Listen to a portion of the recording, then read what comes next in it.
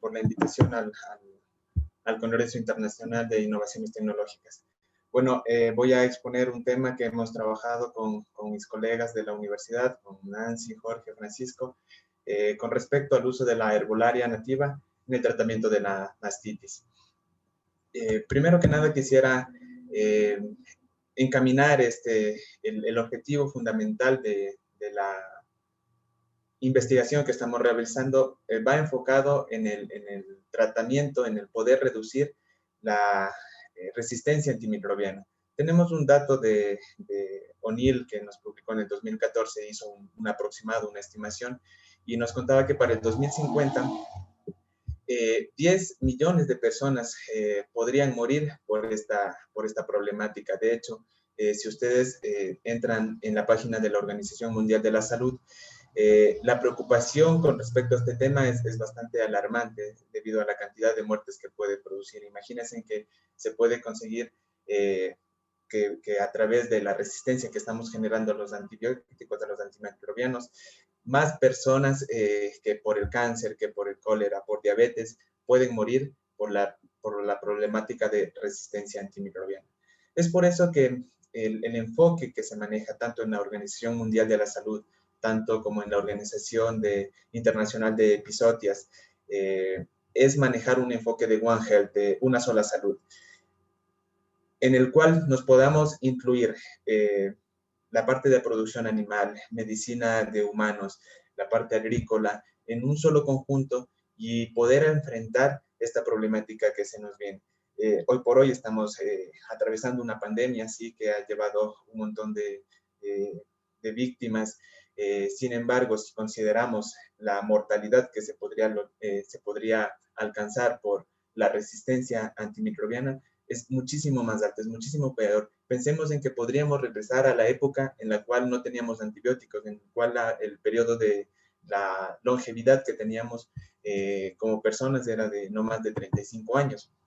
Entonces, todo esto se nos viene encima. Es el principal enfoque que le dimos para realizar la primera parte de este trabajo que les voy a presentar a continuación. Como les mencionaba, dentro de esta problemática están incluidos todos los factores. Ya les voy a contar un poco de cómo cada uno de ellos está dentro es el engranaje dentro de esta problemática. Entonces, una de las partes principales en las cuales se debe enfocar y por la cual nos hemos unido colegas veterinarios con agrónomos y con personal, investigadores, biólogos y de medicina humana, es el alarmante uso de antibióticos que existe en producción animal. Para el 2012 se consideraba que el 70%, de acuerdo a los estudios de esta escuela de London, determinaba que el 70% de los antibióticos producidos en el mundo se utilizaban en animales y el 30% en humanos.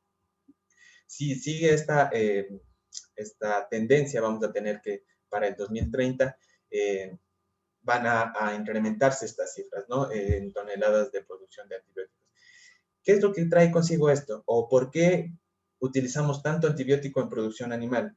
Recordemos que para promover, para poder tener una mayor ganancia, que los productores tengan un mejor rendimiento económico, que tengan mayor rentabilidad en sus animales, se utiliza hasta hoy en algunos países de Europa, por ejemplo, Estados Unidos, se está limitando bastante ya el uso de antibióticos como promotor de crecimiento, es decir, un animal que está completamente sano, le administro un antibiótico por si acaso para promover un mayor crecimiento.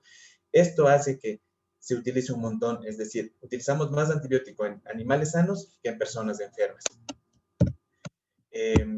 Esta problemática es como les menciono, se ha dado, tenemos un montón de estudios que ya se están haciendo, un montón de grupos que están trabajando sobre ello, y me parece, me permito compartirles con ustedes este video, donde realizan en un agar completo de crecimiento bacteriano, ¿no? Ponen diferentes concentraciones de antibiótico, acá no le ponen nada, 0, luego van sumando 10 veces esa concentración de antibiótico, a la 1, a la 10, a la 100, hasta la 1000, y el siguiente paso es sembrar bacterias a los extremos, ¿no? Donde no tenemos antibiótico, y observar qué es lo que pasa. El real alcance que tiene esto es que las bacterias tienen la facilidad de transmitir a través de los plásmidos, a través de la conjugación, su genética horizontalmente. Es decir, que si una bacteria de aquí, por ejemplo, la que está por salir aquí, que acá no tenía antibiótico, claro, crecieron todas, pero observen aquí, es la primera bacteria que ganó un gen de resistencia a ese antibiótico.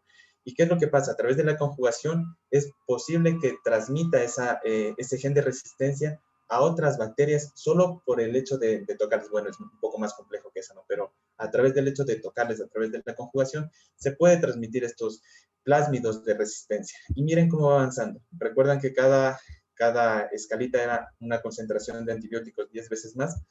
Ciertas bacterias van alcanzando eh, esa facilidad de adaptarse a los antibióticos y llegamos a lo que tenemos hoy por hoy, bacterias que pueden recibir concentraciones a las 1000 veces más que la inicial, a través de procesos de recombinación, de mutaciones y de transferencia génica en el proceso de conjugación. Entonces, este es a lo que nos estamos enfrentando y es por eso la preocupación que deberíamos tener todos los actores dentro de esto. Miren, en 1960, son discos, son placas en donde cultivamos ciertos tipos de bacterias, les ponemos estos discos impregnados con antibióticos. Estos antibióticos, en el caso de afectar el crecimiento de la bacteria, van a crear un halo, ¿no es cierto? Como las de acá. Entonces, acá veíamos que la mayoría de antibióticos eran sensibles, las bacterias eran sensibles a la mayoría de antibióticos. 2019, pues tenemos que muy poquitas y con un halo de crecimiento reducido. Es por eso es que la preocupación real es combatir contra esto. ¿Qué es lo que pasa? Supongamos que en producción animal se utilizan los antibióticos, pues, como les digo. De hecho, la colistina, que es el antibiótico de última instancia que se utiliza en la parte clínica en humanos contra Escherichia coli, se utilizaba como promotor del crecimiento hasta el año pasado en nuestro país. Íbamos a cualquier farmacia veterinaria, en cualquier sitio, cualquier persona podía comprar colistina y administrar a sus animales. Estas bacterias llegaban a los animales, pasaban a través de su organismo, eran expulsadas a través de las heces y estas podrían contaminar cuerpos de agua, ríos, afluentes, y esta agua sí era utilizada posteriormente por agua de regadío para hortalizas, para vegetales, entraba en contacto con ellas.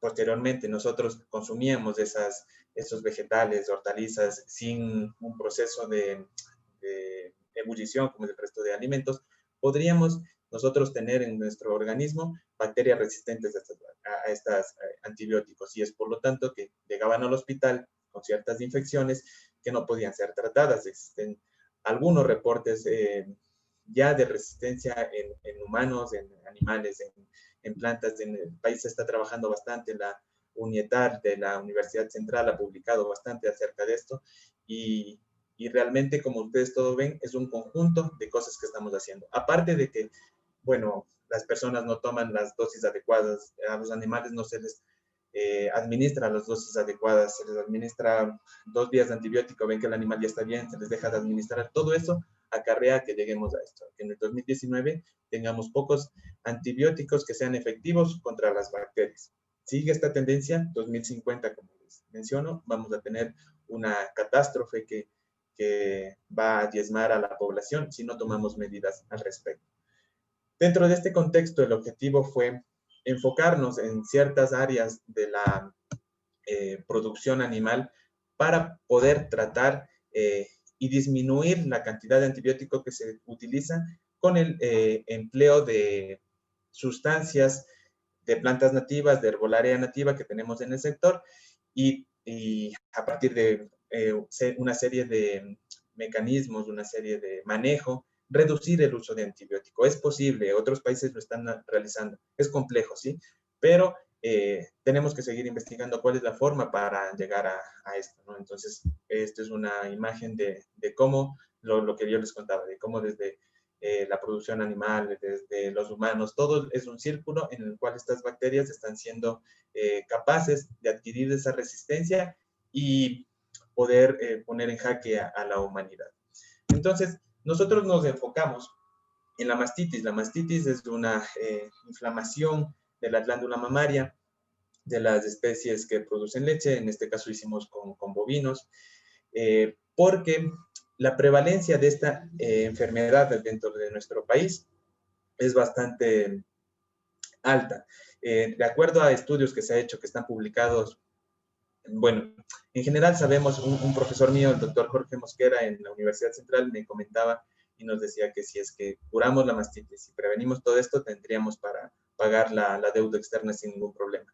Entonces, todos sabemos que hay mastitis dentro de nuestro país, una prevalencia alta. Sin embargo, he citado los artículos que están publicados. Este es del Centro de Investigación de la Leche de la Universidad Politécnica Salesiana, que está trabajando bastante sobre el tema de prevalencia, de buenas prácticas en producción de leche, entre otras. Entonces, en diferentes estudios sacan 8, 22, 45, 64%, especialmente en la provincia de Cayambe, donde está este centro de investigación de leche, y ahí podemos darnos cuenta de la variación que tiene, ¿no? Imagínense en el 64%. Después del 2016 empiezan ya a hacer un estudio de resistencia, una vez que ya se aíslan las bacterias, una resistencia para ver cuáles son las bacterias, qué tipo de antibiótico es sensible o es resistente a las bacterias, ¿no es cierto? Entonces vamos a tener aquí que sacan para streptomicina, amoxicilina, cefalexina, tetraciclina y gentamicina en diferentes porcentajes. Entonces, lo que les había dicho, ya tenemos resistencia, tenemos una alta prevalencia de mastitis, tenemos resistencia a los antibióticos que se utilizan en la práctica diaria. Uno de los problemas que se identifica aquí es que pocos son los ganaderos que realizan un estudio, que sacan muestras de leche, envían a hacer cultivos y a partir de eso se determina un antibiótico de elección. Lo que se hace generalmente es, se determina mastitis y envían cualquier antimastítico que esté de moda, no sé, que les ofrezcan en mayor promoción, en fin, un uso indiscriminado de antibióticos sin ningún sentido. Esto está acarreando toda la problemática que les había comentado anteriormente. Entonces, lo que se planteó es, dentro de la Universidad Técnica de Cotopaxi tenemos algunas zonas de influencia con la parte de vinculación, tenemos algunas comunidades identificadas en donde se ejerce nuestro campo de acción y se determinó que a partir de esto podríamos realizar el estudio, primero una prevalencia de mastitis y luego aplicar ciertos compuestos herbolarios para ver si es que había una mejora. No es un estudio inicial, como les comento, para llegar hasta un punto y decir, ya, este es el principio activo, se lo debe aplicar en tal punto, nos falta bastante, tenemos que meter espectrofometría de masas, entre otras cosas. Sin embargo, esta fue la primera precisión y es lo que les exponemos. Entonces, los estudiantes fueron a las comunidades, identificaron las vacas que tenían mastitis, para aplicarles los tratamientos que ellos previamente ya habían realizado a cargo de los docentes de la universidad. Entonces se probó estas plantas nativas que tenemos del sector, alfalfa, aliso, diente de león, huacatay, marco, hierbamora, algarrobo, malva. Están los nombres científicos porque si cambia la localidad les suelen llamar de diferente forma. Entonces, lo que se hizo es tomar estas plantas que se habían encontrado, hacer un poco de revisión bibliográfica y determinar si es que alguna de ellas se encontraba que había actividad antimicrobiana. Si es que se encontraba esto, se procedía con el siguiente paso, que era la tintura, ¿no? En la cual se deshidrataban las plantas, se pulverizaba, se maceraba y se obtenía una concentración del 20% de cada uno de estos compuestos. Posteriormente, se identificó ya a los animales dentro de las comunidades que tenían mastitis a través de la prueba de California Mastitis Test. Se tomó pruebas, se envió al laboratorio para hacer unidades formadoras de colonias de las diferentes bacterias que podrían estar presentes y posteriormente durante 10 días se aplicó a modo de sellador, que se hace un proceso previo, ¿no? al proceso de ordeño de las vacas, se les coloca este líquido para facilitar la limpieza y la esterilización, la antisepsia del pezón y así obtener la leche. Entonces, este fue el proceso. Se identificó los animales que tenían mastitis, se envió al laboratorio y se aplicó las tinturas que se tenía de los estudiantes. Como tenemos de algunas comunidades, fueron abarcadas a través de la vinculación con los estudiantes, con la comunidad. En fin, lo que sacamos como les digo, estamos iniciando, hicimos de todos las plantas que se probó, obtuvimos diferentes resultados y se consideró solo los que eran estadísticamente viables para hacer una comparación. Entonces, dentro de las bacterias que se pudo identificar al principio y al final del tratamiento está especies de Staphylococcus aureus también, y Escherichia coli, ¿no? Dentro de lo que se pudo comparar. Ahora, la única diferencia que tuvimos fue con el aliso, antes y después del tratamiento, y esto generalmente lo que nos da es una luz, ¿no? Hacia dónde ir. Podemos, claro, las diversas consideraciones que se han tomado, que por cuestiones de tiempo no les puedo indicar todo lo que se hizo, se podrían modificar un poco, pero para conclusión de la primera fase de la investigación, podríamos comentar que el aliso es la tintura del aliso es la que funcionó bajo ciertas condiciones que tratamos de controlar lo más posible con respecto a la reducción de unidades formadoras de colonias de Staphylococcus. Entonces, esto nos da una idea de que por dónde podemos seguir. Nos falta bastante trabajo por delante, pero esto es resultados alentadores que podemos tener. Si es que nosotros llegamos a profundizar dentro de esto, llegamos a establecer ciertas tinturas para diferentes plantas, para diferentes bacterias, para diferentes vacas, para diferentes bacterias, podríamos reducir la carga de antibióticos que se utiliza en producción animal y, como les digo, contribuir con la parte de resistencia antimicrobiana y bajar esos índices. Para concluir, en la primera fase del estudio determinamos que el aliso ha demostrado poseer actividad antimicrobiana contra especies de Staphylococcus al ser utilizado como sellador en vacas que presentaron mastitis subclínica. Es necesario profundizar en los mecanismos de la herbolaria nativa. Realmente es un mundo completamente interesante y complejo de cómo se pueden realizar todas estas aproximaciones, de cómo se podría llegar a obtener un producto que a la final se utilice en las comunidades y ayude tanto a la parte económica como a la parte de resistencia, a la parte ambiental. Es posible combatir la resistencia antimicrobiana a partir de concientización de los productores y la investigación generada en la academia con un enfoque One Health. Es interesantísimo y agradezco que me hayan invitado, que se pueda debatir de estos temas. La exposición de Andrés es realmente interesante, lo que se puede trabajar a partir de biodigestores. Estos también enfocados en producción animal, nos han dado una idea que a partir del gas que se produce, de la energía que se puede utilizar, aparte de eso el fertilizante que se puede emplear en los propios campos, incrementar la fertilidad, mejorar nuestras cosechas. Y algo adicional, con el grupo hemos trabajado anteriormente en determinar si es que estas bacterias resistentes podrían ser eliminadas en un proceso de anaerobiosis, como es en el biodigestor. Y en la primera aproximación que hicimos, esto está publicado en Ecuador es Calidad, podrían revisar la publicación, les dejo más adelante cómo lo podrían encontrar. Se puede reducir a partir de eso. Entonces, el objetivo de la producción animal, claro que es proveer alimentos a nuestra población. Tenemos índices de deficiencia en alimentos y es de lo que tenemos que trabajar, pero sin dejar de lado la contaminación, porque si es que no consideramos esto, a la final no va a quedar mundo para las futuras generaciones. Entonces, englobar y pensar en estas iniciativas.